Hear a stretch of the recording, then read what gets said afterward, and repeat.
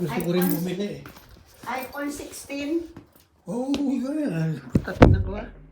Ang ganda pala. Hindi pa set up eh. Oh. Oo nga. Oh, hindi. Sinong bumili ng para Si Ochet po. magkano bili niya?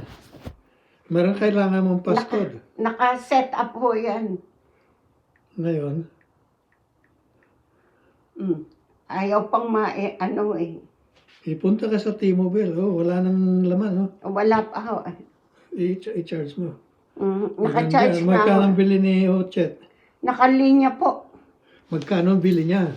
Hindi ko ho alam. Siya lang ho ang bili ng bili. May tatawagan ako hindi. Pero hindi ito yung top, ano?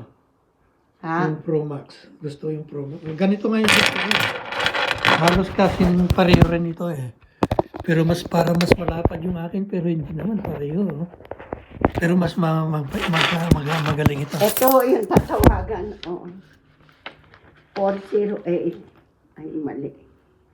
Ito po, 408-472-6745. Tawagan Wala. Hindi ko alam gamitin yan eh. Pero pareho rin.